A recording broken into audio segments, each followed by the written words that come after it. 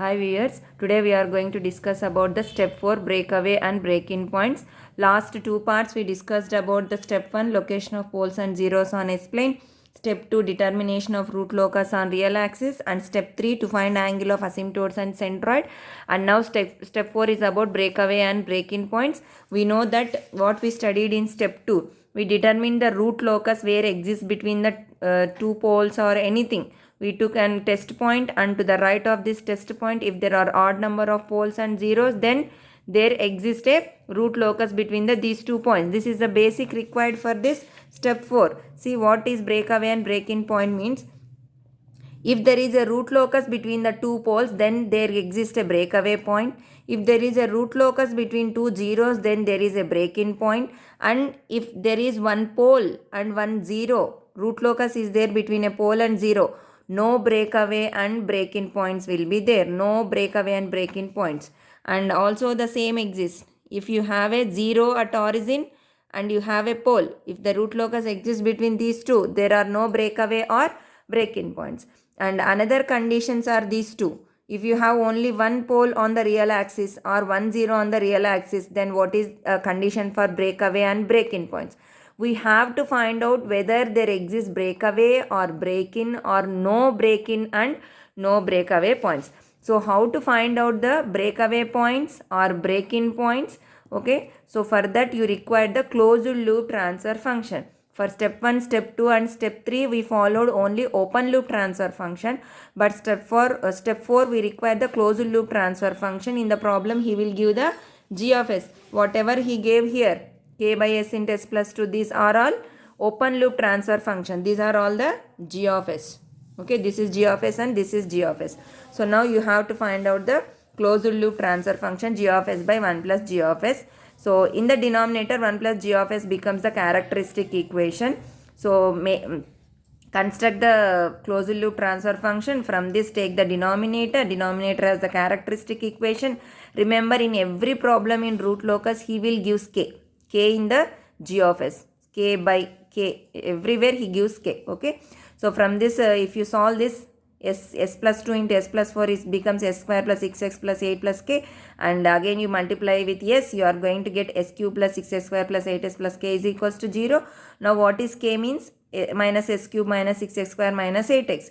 Okay, so a condition in calculating this characteristic equation in breakaway and break-in points is always you should take dk by ds is equals to 0. Means you should differentiate this equation. So the same thing I have done here.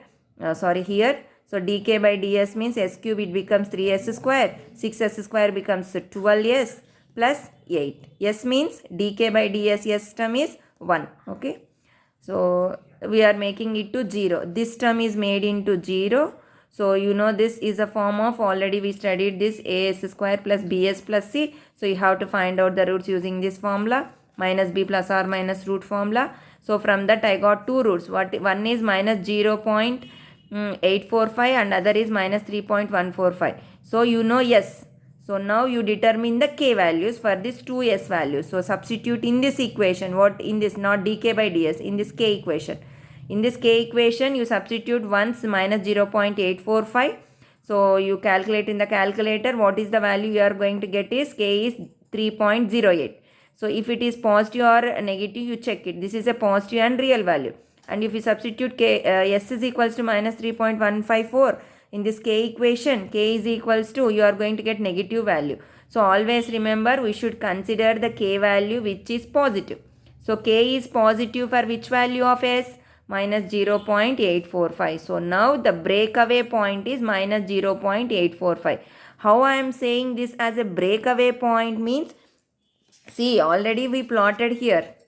Yes, this point exists, root locus exists between two poles. That's why I am saying it as a breakaway point. Okay, so now for this breakaway point, you indicate this breakaway point in the plot. Just indicate that this is the breakaway point where it exists. It is at minus 0.845 is the breakaway point. Okay, so again, already we took the example of third example. See, k into s plus 9 by s. In this, see, the root locus exists between a pole and a zero.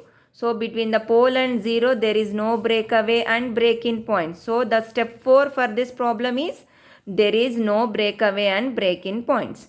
So coming to this problem. In this problem you observe you have one pole at the origin and in this side you have no 0 or pole. So we have to determine whether breakaway and break-in point exist or not. Here it is easy.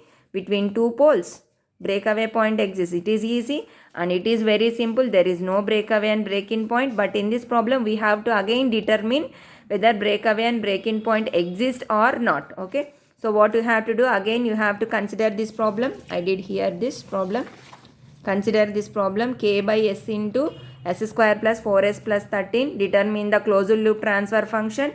So write the characteristic equation. Denominator becomes the characteristic equation. Make this to 0 and you take the k equation. Then you differentiate dk by ds is equals to 0.